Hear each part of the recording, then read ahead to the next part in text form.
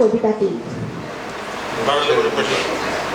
আমার মনটা যখন ক্লান্ত ভাবনার ঘোরে থমকে যায় সব কিছু, আকাশ, বাতাস, বৃষ্টি, জানালায় গিয়ে মহাসাগরের ঢেউ দেখি। পরন্ত বিকেল শেষে সন্ধ্যা নামে, মনের কম্পন বেড়ে যেতে যেতেই তোমার মুখচ্ছবির বইগুলো আমার একাকিত্বের সুখ।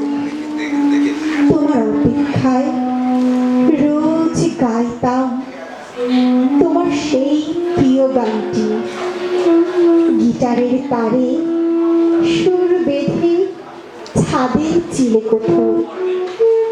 কত চেষ্টা করেছি তোমার মতো করে হাসবো, কিন্তু পারলাম কই।